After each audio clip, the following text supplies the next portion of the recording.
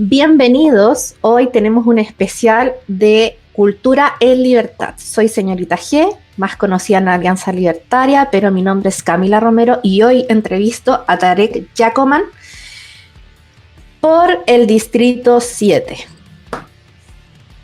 Hola, Hola, muy Camila. buenos días Tarek, ¿cómo estás? Muy bien, ¿y tú? Bien también. Oye, Te presento. muy agradecido por la invitación, de verdad, y muy agradecido también de todos quienes se dan el tiempo de escucharnos y reflexionar sobre estas conversaciones que yo creo que son importantísimas en este proceso parlamentario que estamos viviendo. Sí, es súper importante en estos días empezar a conocer a los candidatos, que la gente muchas veces no se da ese tiempo de estudiarlos, de saber quiénes son, sus historias, qué los hace llegar a la política también. Así que te voy a presentar. Tarek Yacoman, de Concon. Está inscrito por la votación AA64. Va por Viña del Mar, Concón, Valparaíso, San Antonio, Santo Domingo, Algarrobo, Cartagena, Casablanca, El Quisco, El Tabo, Rapa Nui y Juan Fernández. Así que a toda la gente que nos está escuchando de la quinta región, les va a importar este programa. Tarek, cuéntame un poco, ¿qué es de tu vida, qué te dedicas, por qué estás acá en política? Bueno, me dijiste bien, yo me llamo Tarek Yacoman, soy conconino, soy abogado de profesión, estudié Derecho en Viña del Mar, en la Adolfo Ibáñez, he hecho mi vida en Concón. Soy bisnieto de una familia de inmigrantes palestinos, sirios. La mayoría llegó aquí a Viña del Mar, a Valparaíso, otros a Concepción, San Bernardo en Santiago, pero han ido, cierto, confluyendo hacia la quinta región. Yo la verdad he dedicado mi vida a las fundaciones, a los voluntariados, desde muy chiquitito partí en esto. Uno parte tempranamente en las construcciones, en los trabajos voluntarios, yo creo que desde ahí uno empieza a construir, ¿cierto?, este ánimo o esta idea de la importancia de la sociedad civil, la importancia de las personas en la solución de los problemas y lo importante que es la libertad, ¿cierto?, de las personas de asumir responsabilidades en este camino. Pero pasa también que al poco andar, cuando tú estás trabajando con 10 niños, 12 niños, 13 niños, te das cuenta que un poquito más arriba hay otros 20, otros 40, 50, y que uno va a poder hacer todo el esfuerzo que quiera, pero lo cierto es que no va a poder llegar a todos los niños de Chile, y que necesita que en esta solución de problemas, aquel que no ha estado trabajando durante todo este tiempo se ponga a trabajar, y ese ente que no ha estado trabajando es el Estado. Es necesario que el Estado se ponga al servicio de las personas, pero uno mira la tele, prende la tele, ¿cierto?, y se encuentra con los mismos políticos de siempre que tienen todo estancado, que no piensan, ¿cierto?, en la sociedad civil, no confluyen con las personas, no ven cómo impulsarlas, están preocupadas de cómo hacer el Estado más grande y no cómo ayudar a las personas. Y mi mamá dice que cuando yo tenía 16 años le dije que yo quería dedicarme a la política, que quería estar en ese espacio, que quería transformar, y ahí emprendí un camino. La universidad, bueno, fui presidente de federación, centros de alumnos, Confecho, FESUP, la reconstrucción de Valparaíso, un montón de cosas que fuimos haciendo durante todo el camino, pero lo que más me tiene orgullo... ¿Movilizaste 1.500 estudiantes para Valparaíso? Sí, lo que pasa es que justo me tocó ser presidente cuando se fue el incendio de Valparaíso, el grande, el del 2014. Mi universidad es una universidad que nunca jamás se ha ido a paro ni ha dejado de hacer clases, pero ese año era tanta la necesidad de ir a ayudar, porque, o sea, desde mi universidad, la Adolfo Ibáñez en Viña está en un cerro y mira los otros cerros. Y uno podía ver mientras estaba en clase el fuego que salía desde los cerros. Entonces era muy fuerte para todo el alumnado y estaba esta necesidad de salir a construir. Es decir, las personas tienen la necesidad de ayudar, quieren ayudar. Entonces lo que hicimos en ese entonces, nosotros éramos 2.900, 2.600 alumnos en la Adolfo Ibáñez de Viña del Mar, y movilizamos a 1.700 del total para que fueran durante 2 días a trabajar en Valparaíso. Se suspendieron todas las clases, organizamos y tuvimos a cargo uno de los cerros de Valparaíso. Esa fue una bonita labor ahí con Orlando Vega, que era el director de vía universitaria en esa época en la federación de nosotros. Teníamos a cargo un cerro y un centro de acopio.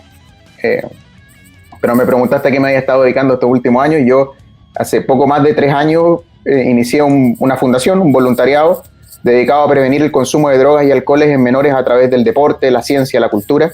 Yo soy de las personas que cree que hay que meterle más libertad a la educación. Nos han encuadrado en un modelo educativo, ¿cierto? En que este es el currículum obligatorio que hay que seguir, ¿cierto? Se norma más incluso en la educación estatal, y nos dan poca libertad de crecer en otras aristas. O sea, nosotros, el camino, o te va bien en matemáticas, lenguaje, historia, o eres futbolista. Esos son los dos caminos que tiene Chile. Pero aquel que le gusta la música, aquel que le gusta el teatro, aquel que le gusta, no sé, la programación, las herramientas no están. Y si uno mira los casos de éxito a nivel internacional en materia de prevención del consumo de droga, Islandia, ponte tú, lo que hicieron fue meterle lucas a las actividades extracurriculares, o lo que aquí consideramos como actividades extracurriculares. Entonces, emprendimos ese camino. Y ya que hablamos del tema de las drogas, ¿qué opinas sobre la legalización o despenalización de las drogas?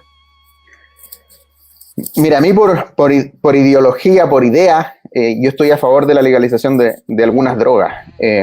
Creo que la persona tiene la libertad, ¿cierto?, de consumir y hacer con su vida lo que más desee. Creo también que es un buen mecanismo para quitarle la renta a los narcos, que son los que tienen los barrios tomados, las poblaciones embrutecidas en el fondo y perdidas. Y la droga, bueno, no distingue clase social, sexo, nada. Y hoy día el consumo tampoco lo está distinguiendo, entonces tenemos que hacerlo.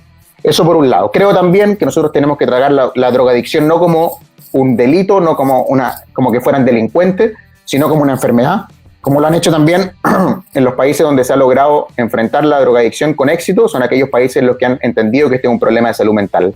Y lo tercero, y creo que esto es relevantísimo en esta discusión, yo creo que la mayor tarea que tiene el Estado, y es a lo que me gustaría llegar a nivel estatal como gran función, es la función fiscalizadora. El preocuparse, ¿cierto?, de que se cumpla con la norma que ha establecido la ciudadanía. Hoy día nosotros tenemos, ¿cierto?, es legal consumir alcohol, es legal comprar alcohol, es legal consumir tabaco, es legal comprar tabaco. Sin embargo, le pusimos una restricción que era para mayores de 18 y uno va al supermercado el fin de semana a la hora que quiera y puede encontrarse con niños de 14 años comprando alcohol sin ninguna restricción, o tabaco sin ninguna restricción. Entonces yo no tengo ningún problema con legalizar las drogas, pero tenemos que sí o sí avanzar en la línea de fiscalizar que se cumpla con la norma de que los menores de edad no accedan a este tipo de consumo. Hay un límite, ¿cierto? No podemos permitir, y nosotros hemos visto los resultados del exceso de consumo en menores de edad, para quienes han trabajado con personas que consumen permanentemente y que han partido tempranamente con el consumo, el daño es irreparable, y no podemos como sociedad caer en esa tristeza. O sea, y no caer, seguir cayendo en eso. Tenemos que avanzar. No hay ningún problema con la legalización, pero pongámosle, sí, mano a la fiscalización, pongámosle mano también al sistema de prevención, pongámosle mano también a cómo ayudamos a las personas que hoy día son drogadictas a salir adelante. Para seguir en la línea de la infancia, te iba a consultar, ¿qué opinas sobre educación sexual integral, ESI? A mí lo que pasa, lo conversábamos un poco antes de empezar el programa, yo creo mucho en la libertad de educación. Creo excesivamente en el derecho preferente de los padres para elegir la educación de sus hijos. Creo que ellos son los primeros en esta línea. Son quienes tienen el primer derecho en la educación de sus niños porque conocen mejor a sus niños, porque saben qué es lo que necesitan sus niños y porque son libres de escoger el proyecto de vida que más deseen. En esa línea creo que cada padre, madre puede elegir la educación que quiera entregarle a su hijo en esta materia también, y nosotros como ciudadanos tenemos que respetar eso. Eso no quiere decir, por favor, no caer en la caricatura que han caído muchos, ¿cierto? De llegar y decir, no, que si le damos libertad a los padres, quizás ¿qué le van a enseñar? Le van a enseñar que hay que, no sé, que hay que maltratar a las mujeres, o que les van a enseñar que los condones son malos, o le van a enseñar que... No caigamos en esa caricatura, ¿cierto? Todo esto es con responsabilidad, y creamos también en la capacidad de las personas. O sea, el Estado está compuesto por personas, la ciudadanía está compuesta por personas también. O sea, no hay una más válida que la otra en la educación a sus niños. El único más válido es el padre, es la madre, el abuelo, la abuela que está ahí en la casa, que conoce a su hijo, que entiende cómo traspasarle los conocimientos. Nosotros sí tenemos una función ciudadana de avanzar en materia de educación sexual, y tenemos que ver mecanismos, pero el respeto a la familia, el respeto a que puedan también discernir en la materia, yo creo que es elemental No hay que imponer nunca desde el Estado una visión. No hay, por supuesto que hay corrientes dentro de la ciudadanía de qué es lo que es más válido en un momento determinado de la historia, pero todo cambia, todo varía, ¿cierto? ¿Sabes qué a mí me pasa? A lo mejor un poco ya personal. Me parece que es importante hablar sobre educación sexual integral, pero creo que el proyecto está muy mal formulado. En mi caso, yo vengo del área de la salud, nutricionista de profesión, y yo sinceramente no le podía dejar la educación sexual al profe de matemática, a lo mejor sí a la profe de biología, y me pasa también a lo mejor acompañado de profesionales que sepan sobre educación sexual. O sea, te estoy hablando de matronas, ginecólogos, enfermeras, donde nunca han sido incluidos dentro de los colegios, a no ser que se haga, no sé, el típico control anual de los niños y se hará, ¿cachai? O sea, nosotros necesitamos seguir hablando sobre sexualidad, pero informada. No con lo que cree el profesor, no lo que cree o lo que hace el docente en su casa. Ese tipo de cosas me asustan un poco, pero si fuese muy bien formulado el tema de la ESI, creo que sería otro el contexto, pero no que lleguen y te intervengan al niño dentro del aula hablando lo que crean ellos y no sea informada y obviamente responsable. Me parece bien, para seguir, señorita G. Sí. Para seguir con este tipo de información, nos vamos a ir, pero al tema de los niños y la inclusión. Actualmente, te comento, y esto lo hablamos también fuera de cámara, yo tengo el corazón súper azul, camiseteada, tengo un niño TEA, 3 años, con su respectiva credencial de discapacidad. Pero en Chile se habla harto de la inclusión y lo que yo veo es segregación, lo que yo veo es discriminación. En todo ámbito, desde la salud, desde cuánto uno paga y desembolsa, porque el sistema no te ayuda en nada, estoy hablando netamente del sistema público en salud. ¿Y qué hacemos con esto? ¿Cómo podemos incluir? ¿Qué leyes podemos proponer con respecto a la inclusión? Y sobre todo quiero que nos comentes tu historia de vida para que la gente te conozca y sepa la lucha que se tiene detrás cuando hay una necesidad especial detrás. Bueno, yo soy una persona en situación de discapacidad. Yo tengo una atrofia muscular espinal tipo 3, que es una discapacidad de carácter físico. Más o menos todos los músculos de mi cuerpo están atrofiados en algún nivel. Esto significa que yo no corro, no salto, me cuesta subir escaleras, cojeo. A mí me toca ver una perspectiva de la discriminación que mencionas tú, a ti te toca ver otra perspectiva de la discriminación que mencionas. Lo bonito, yo creo, y algo que rescatar antes de entrar de lleno, lo bonito de una discapacidad, lo hermoso de una discapacidad, es que te hace entender que todos miramos la vida desde una perspectiva distinta. Todos vemos Chile desde un prisma distinto. Vemos paredes distintas, calles distintas, y por lo mismo tenemos problemas distintos, sueños distintos, anhelos distintos. Y ese regalo, el regalo de ser capaz de ponerte en los zapatos de otra persona, es un regalo tremendo y que es valioso para quienes como tú, como yo, estamos tratando de hacer transformaciones en política. No hay problemas más duros que otros, cada uno vive desde su propia realidad y eso es algo que hay que tener muchísima conciencia y no perder el cargo. Así que tomar esto como una maravilla, como un regalo es lo primero, porque uno fácilmente frente a una discapacidad, frente a una familia con una discapacidad, puede echarse abajo, puede agachar la cabeza, pero el llamado es claro, es que hay que levantar la mirada y hay que salir a demostrar que nosotros también somos parte de esta sociedad que discrimina en distintos niveles. A mí en lo particular, la discriminación que más me toca, y en algún nivel también le toca a todas las personas en situación de discapacidad, es que tenemos ciudades que discriminan, medios de comunicación que discriminan, que no son accesibles para todos, ¿cierto? Yo no entendí el poder de una grieta en la vereda hasta que me subí a una silla de ruedas a mis 20 años. Una grieta tiene un poder tremendo. Es no poder avanzar y llegar hasta ahí nomás en recorrer la ciudad. Aquí en la quinta región, todas las micros tienen escaleras. Yo no puedo usar una micro en la quinta región. Hay personas que andan en silla de ruedas eléctricas todos los días y jamás se pueden subir ni siquiera a un colectivo, porque el colectivo no tiene un maletero donde quepa su silla de ruedas. O les hacen comprar todos los tickets del coleto. Entonces, hay una discriminación desde esto. Y está por otro lado la discriminación de los medios de comunicación. Comunican de una manera que es solo para algunos. Personas con discapacidad visual que jamás van a poder percibir qué es lo que se está comunicando, ¿cierto? Personas sordomudas que no pueden acceder, ¿cierto?, a la información. El lenguaje de señas está presente en muy pocas cosas. Hemos construido una sociedad que discrimina, y en paralelo está todo el modelo educativo. Solo algunos colegios tienen programas de inclusión, solo algunos colegios están preparados para recibirlos a todos. O sea, todo esto de que íbamos a construir un modelo educativo que no discriminaba, que no seleccionaba, un modelo educativo que era para todos, que cada uno iba a poder elegir el colegio que quisiera, era mentira. Porque nosotros los discapacitados somos un 13% de la población, incluso en algunas encuestas el 16% de la población.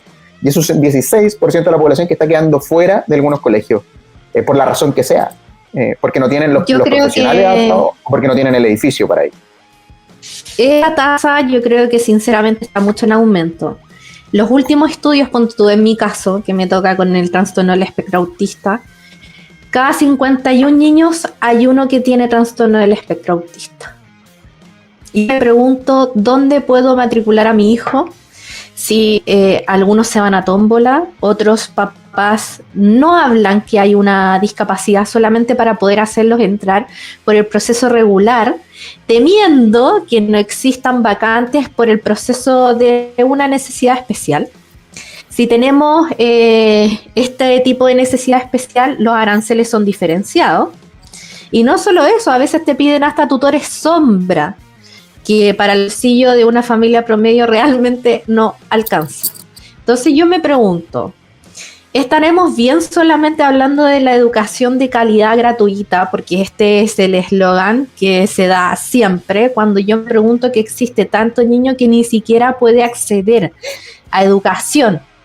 Inclusive la discriminación que se hace porque ellos no pueden usar tapaboca y no les permiten ingresar a las aulas. Y sigo viendo casos donde se pasa a llevar el derecho a poder educarse libremente. Ni siquiera estamos hablando si se paga o no se paga.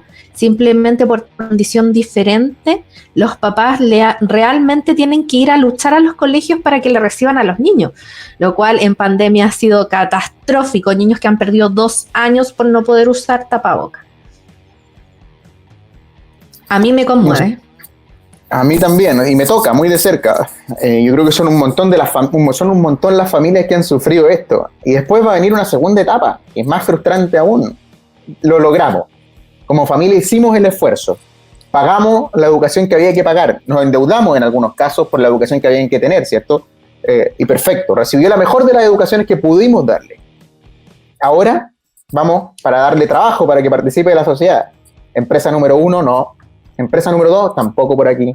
Hicimos una ley de inclusión laboral, ¿cierto? Pero lo cierto es que hay muchas empresas que prefieren pagar los métodos alternativos y donar a fundaciones antes de contratar personas en situación de discapacidad.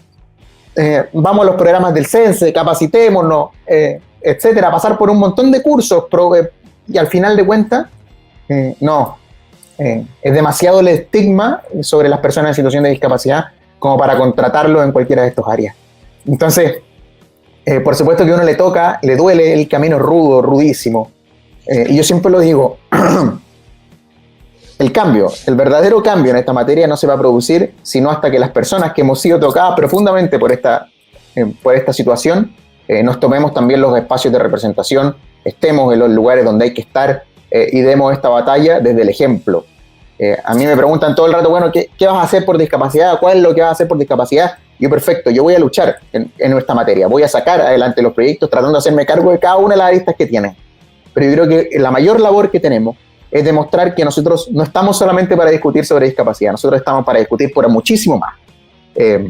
Estamos para pelear por las cosas por las que pelean todos los ciudadanos y ciudadanas de Chile. En ese camino tenemos que estar, en esa senda tenemos que estar. Y estoy seguro de que tú también se lo estás conversando a tu hijo, también le estás dando. Nosotros somos parte de esta sociedad y tenemos que luchar por la justicia, no solamente para nosotros, sino también para el resto. Exactamente. Yo voy a pasar el dato solamente aprovechando la instancia. Ley de autismo ahora, somos muchos los papás que estamos pidiéndola, solo un canal nos cubrió y espero que ojalá siga saliendo en las noticias porque ese es necesario ahora.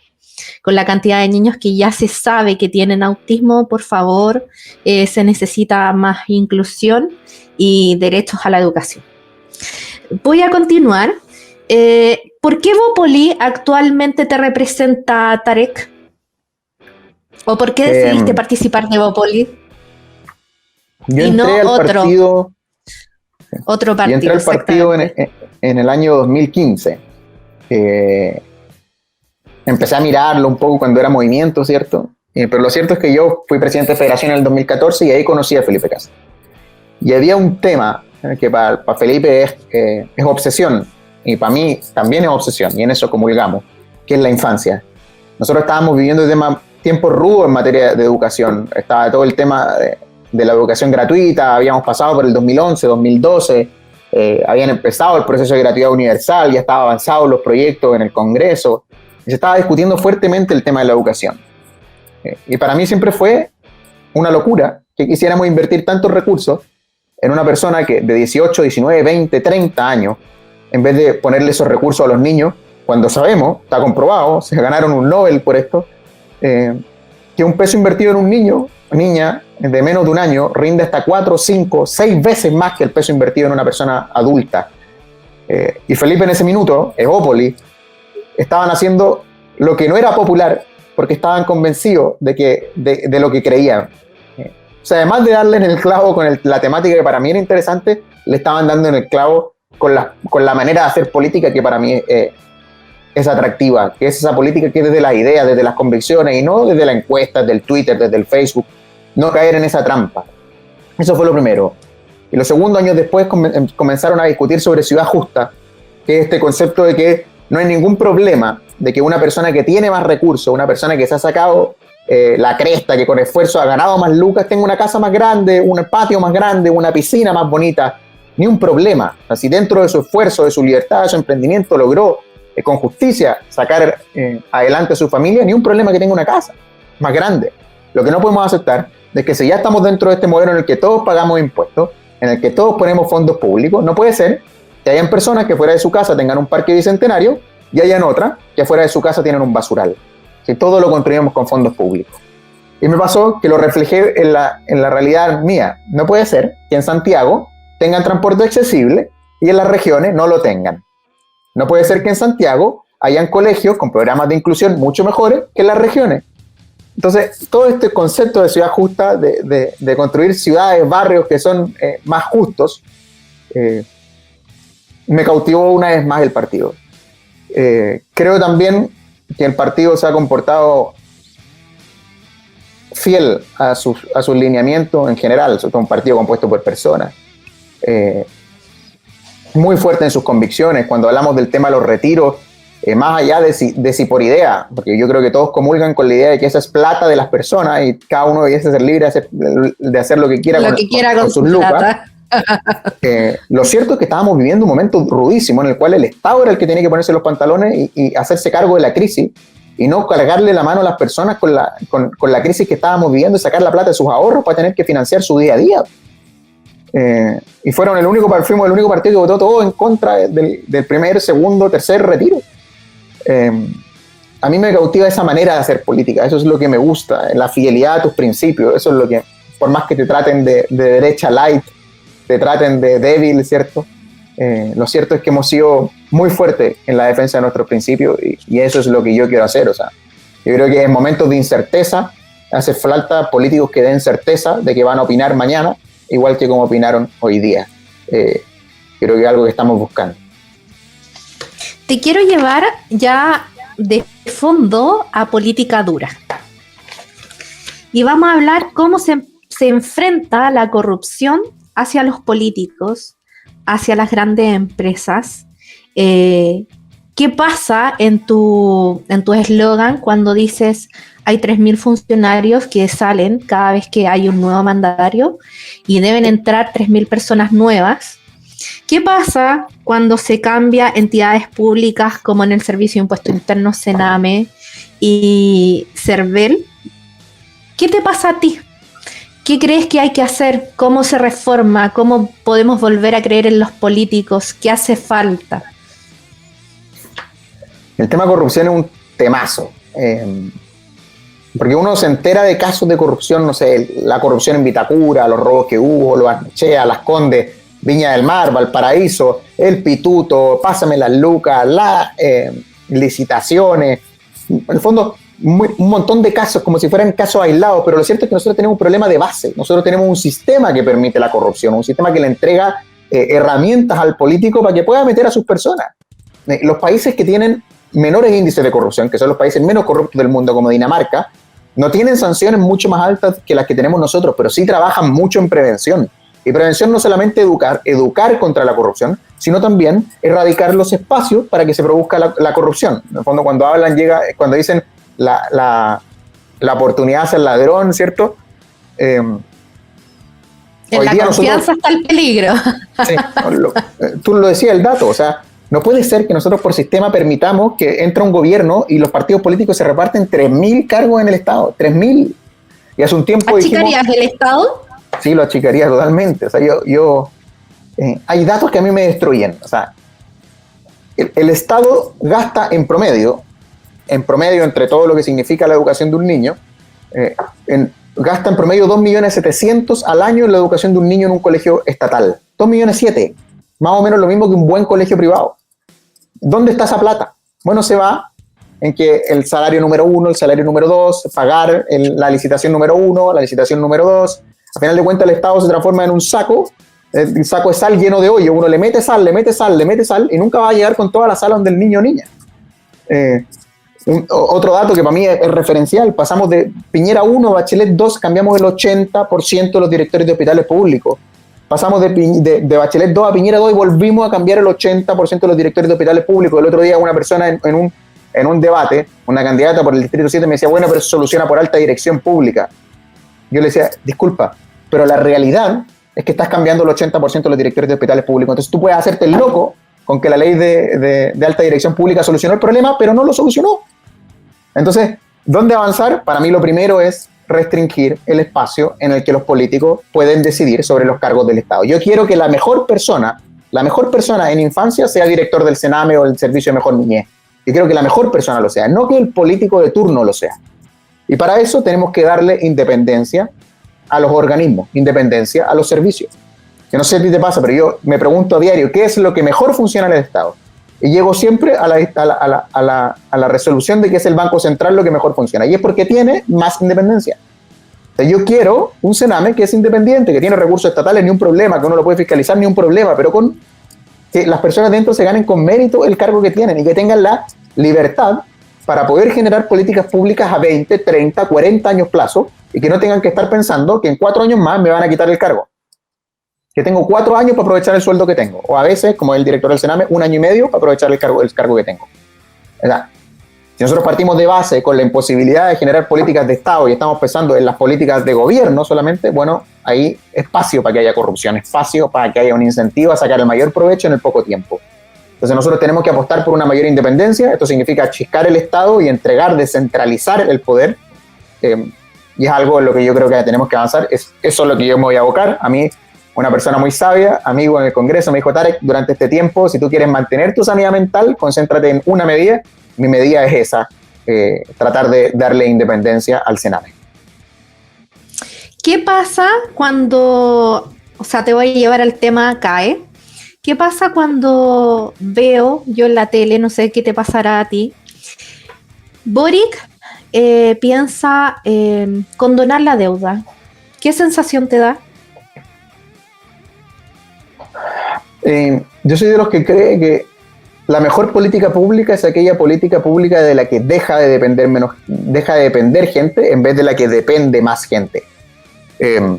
Yo creo que educación es una de las mejores políticas públicas porque le permite a las personas salir adelante, generar su camino, generar sus recursos y después poder gastar de sus recursos en educación, en la educación de sus hijos y que el Estado pueda invertir esa plata que iba a gastar en ello en otra cosa. O sea, las necesidades van cambiando y por lo tanto el Estado, con sus recursos escasos, tiene que tratar de optimizar y pagarle la educación a aquellas personas que de verdad lo necesitan. Perfecto. Una persona que... No puede ser universal, de ninguna manera. Para mí, desde ningún punto de vista, la educación gratuita universal. O sea, yo creo en que hay que financiar la educación de algunas personas, sí. Creo mucho en el sistema de créditos, en un crédito con, con aval del Estado, con una tasa muy baja, muy baja, pero que en el fondo nos dé la posibilidad de educarnos, nos dé la posibilidad de educarnos bien y que después nos permita devolver el dinero en la medida que somos capaces de devolver el dinero. Eso sí lo creo, pero no creo que haya de ser gratuita para todos y todas. Creo que la gran medida está en que nosotros podamos destinar poco a poco los recursos que estábamos destinando en educación en otra necesidad, porque las personas son capaces de financiar su educación. Te iba a consultar ahora que hace poquito pasamos el 18 de octubre, donde se nos vino el segundo aniversario del estallido delictual, le llamo yo, pero le voy a llamar estallido social por hoy. ¿Qué pasa con los presos políticos? ¿Cuál es tu posición? ¿Qué piensas de la gente que perdió su globo ocular con estallido por perdigón? Yo sé que Valparaíso, Viña del Mar quedó destruido. Realmente estaba en la ruina, me tocó de cerca verlo durante esos días, pero ¿qué pasa en la quinta región con todo lo que fue el 18 de octubre? Mira, yo creo que no es solo el 18 de octubre, es todo lo que ocurre después, el 18 de octubre, las pérdidas que hemos tenido desde ahí en adelante. Nosotros vivimos en un estado, en una república que tiene más de 200 años de historia democrática y que la base de esta historia, la base del éxito que hemos tenido es el respeto a la institucionalidad, el respeto a nuestras normas, el respeto a nuestro camino, ¿cierto? Y dentro de ese respeto está el asumir o el entender que una persona que cometió un delito, que una persona que quemó, que una persona que saqueó, que una persona que robó, una persona que hirió, tiene que cumplir con la condena que merece. Eso es algo claro. A mí que llegue gente y me diga que hay personas presidenciables apoyando un proyecto de indulto, para mí es una burla y una bofetada en la cara para todos aquellos que perdieron su negocio durante este tiempo. Nosotros entonces, no podemos pensar en un país... No son presos políticos. No, en lo absoluto. O sea, que les llamen presos políticos es un insulto para los verdaderos presos políticos de la historia. Nosotros tenemos personas que lucharon por la emancipación afroamericana en Estados Unidos, que se sentaron se sentaron en el búho, en el espacio que querían, ¿cierto? Rosa Parks se fue presa, asumió su castigo. Ella sabía lo que estaba haciendo, sabía dónde iba a terminar, llegó a la cárcel, asumió su castigo. Ella era un preso político, ¿cierto? Hoy día lo que tenemos no son presos políticos, son personas que cometieron un delito grave, y que no tiene nada que ver con la causa que está detrás. Una vez más, para mí la violencia no es un método de expresión democrática. No lo es, no lo va a ser nunca. No creo que sea el camino, menos dentro de la institucionalidad que tenemos hoy día.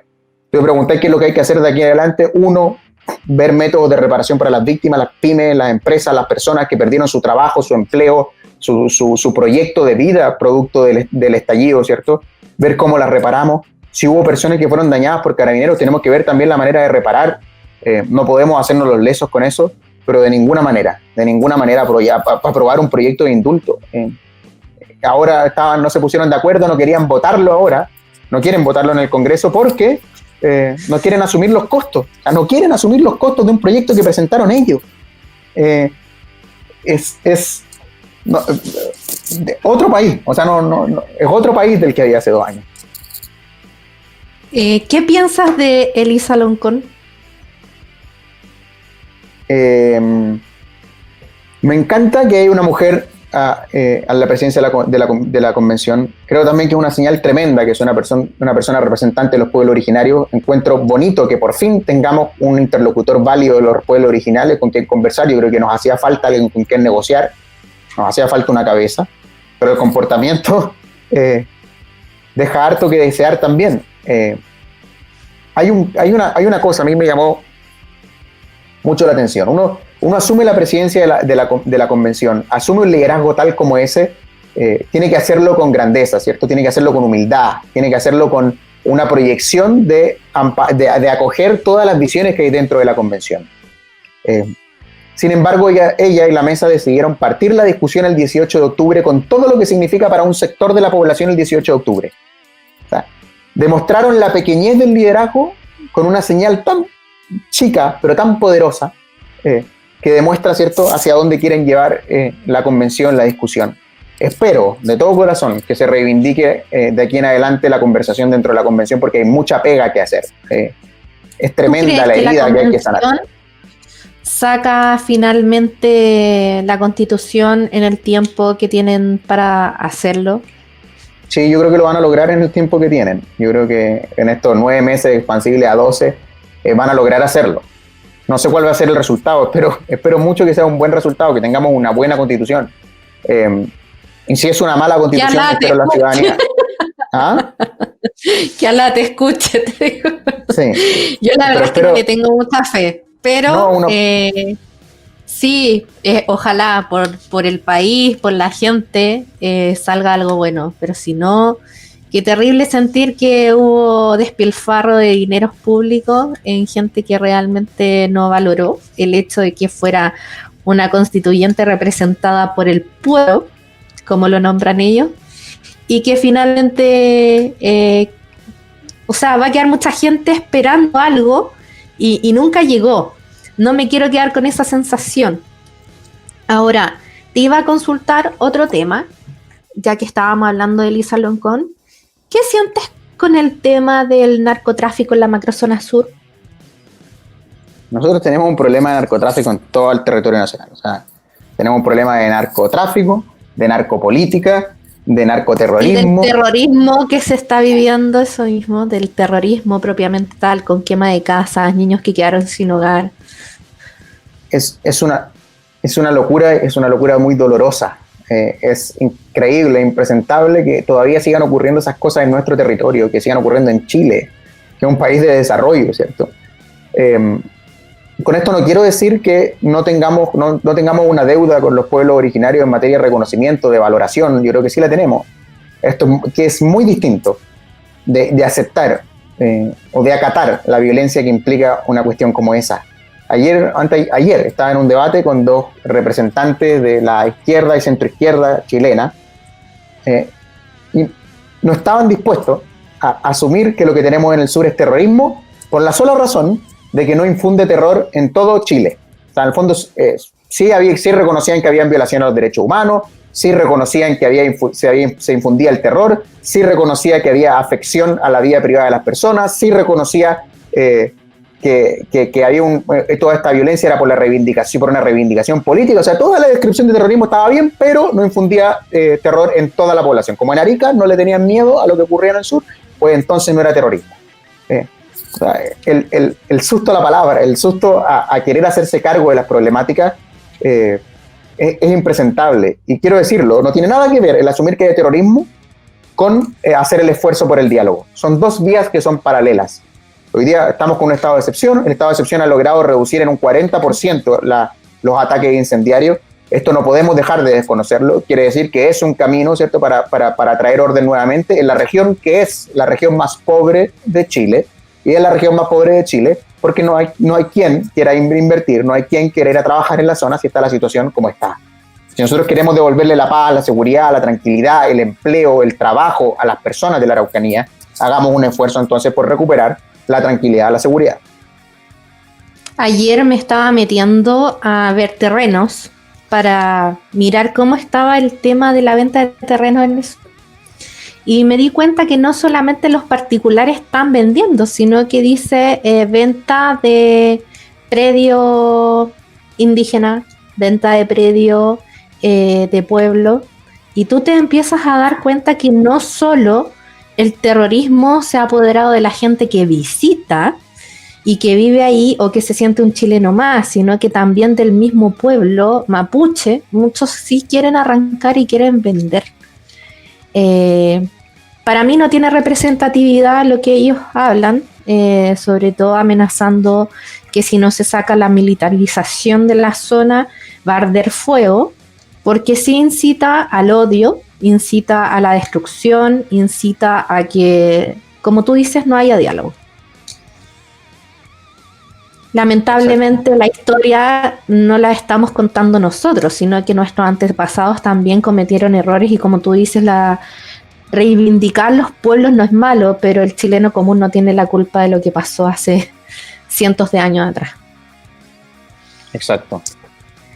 Te iba a consultar, siguiendo la línea del terrorismo para mí, ¿qué pasó hace un mes en el puerto de Valparaíso, donde Policía Marítima se tuvo que enfrentar a pescadores, donde el día siguiente se cierra el puerto, embarcaciones según ellos no pudieron salir, se incendia y quisieron obviamente sacar a alta mar, obviamente una nave, y yo creo que ya el tema se le está pasando de las manos, porque si no pueden con carabineros, no pudieron con los militares, ahora les tocó a los navales. ¿Qué sensación te deja todo este desorden que hay por querer tener las cosas ya? Porque si bien yo entiendo la lucha donde se les promete una nueva caleta y que está en construcción, pero hubo desórdenes y hubo obviamente que sacar a Policía Marítima. ¿Qué piensas de esta situación? A mí me produce mucha angustia saber que estamos cayendo tan fácilmente en la violencia, tan fácilmente en el enfrentamiento. Es rudo concebir un Chile así, ¿cierto? Como saber que estamos en un constante riesgo de funa, en un constante riesgo de enfrentamiento, en un constante pleito entre las instituciones y la ciudadanía o grupos de la ciudadanía, porque yo no creo que esta sea la mayoría, yo no creo que la mayoría de los chilenos y chilenas estén en busca de la violencia. Yo creo que esos son pequeños grupos muy agresivos que se están haciendo cada vez más costumbre y que tenemos que buscar rápidamente una manera para apaciguar, una manera para controlar, una manera para que podamos ponernos de acuerdo en mínimos, ¿cierto? Eso es lo que me producen cuestiones como esta. Yo no sé, no creo que esto sea el camino y tenemos que buscar rápidamente una solución política a problemas políticos. Si hay un descontento, eso es un problema político y tenemos que hacerle frente con una nueva clase política, dejando de hacer lo mismo con los mismos de siempre y entregando soluciones diversas. Tarek te iba a llevar a San Antonio. Se ha visto que poblaciones han tenido sus casas ya casi en el suelo por grietas, donde las viviendas son viviendas sociales y se quiere una solución. ¿Cómo se podría ayudar a esa gente?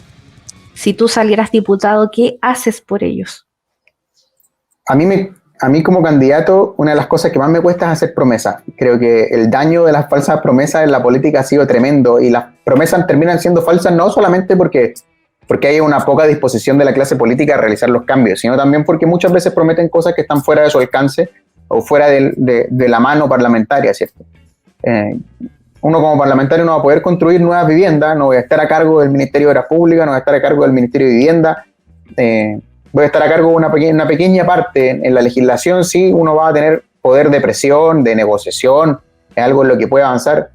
Sí te puedo decir, sin asumir la promesa, sin asumir el compromiso, que yo sí quiero trabajar para que se avance en materia de vivienda en una colaboración público-privada. Yo creo que ahí está la solución. Que hayan viviendas integradas es el camino para poder reformular el sistema de viviendas que tenemos hoy. No esto de viviendas sociales por acá, los que pueden pagar su vivienda por acá. Yo creo que hay que avanzar en una integración barrial que implica una comunión entre público y privado. Eso yo creo que es el camino, puedo estar equivocado. No sé. Tarek, última, te voy a dejar explayarte en realidad. Convence a la gente, ¿por qué tiene que votar por ti? Quiero tu último eslogan para cerrar este capítulo. Y eso, te dejo el minuto de confianza. Gracias. El próximo congreso es el congreso más importante de los últimos 30 años porque va a definir cómo serán los próximos 30. Estamos en un cambio de clivaje y tenemos la oportunidad de dejar de hacer lo mismo con los mismos de siempre y aspirar a cambio, a una manera de construir sociedad distinta de la que teníamos. Esta oportunidad es la oportunidad de construir el Congreso del nuevo orden o del nuevo desorden, y va a depender solo y exclusivamente de quienes vayan a votar este 21 de noviembre. Tenemos la oportunidad de que la esperanza le gane el miedo, de que la estabilidad le gane a la inestabilidad, de que el cambio le gane de una vez por todas a la destrucción. Si queremos que eso sea realidad, si queremos que nuestras ideas de libertad, si queremos que nuestras ideas de progreso estén en el Congreso, tenemos que levantarnos este 21 de noviembre y hacerle frente a esta tendencia que ha terminado en tener un Chile que va a la baja en vez de un Chile al alza. Yo creo que la ciudadanía está bien cansada de lo que ha sucedido en los últimos años, está bien cansada del agote constante de que todo sea destrucción, todo sea enfrentamiento, que ya no haya diálogo, que ya no haya acuerdo. Y si queremos retomar la senda, 1, levantarse a votar este 21 de noviembre, y 2, no volver nunca más a regalar la cancha, nunca más dejar la discusión política, nunca más atreverse a decir cuáles son nuestras ideas, no escondernos, sino que salir a discutir. Programas como este son tremendos de información, de discusión, es algo en lo que tenemos que avanzar. Así que este 21 de noviembre dejemos de hacer lo mismo con los mismos de siempre y de una vez por todas que la esperanza le gane al miedo. Súper. Esta fue la entrevista entonces a Tarek Yacamán por el, no me voy a equivocar, AA64, Distrito 7, va a diputado. Muchas gracias, Tarek, porque yo admiro a la gente que hace el puerta a puerta, que sale al semáforo, que entrega su panfleto, que sea ecológico. Es muy importante. Y espero que te vaya increíblemente bien, Tarek. Mucha mierda, como diríamos acá en el Chilensis. Gracias también por tu historia. Soy Camila Romero, señorita G para Alianza Libertaria, en un especial de Cultura en Libertad. Hasta pronto. Muchas gracias por la invitación y un abrazo grande a la distancia sin coronavirus. Muchas gracias para ti también.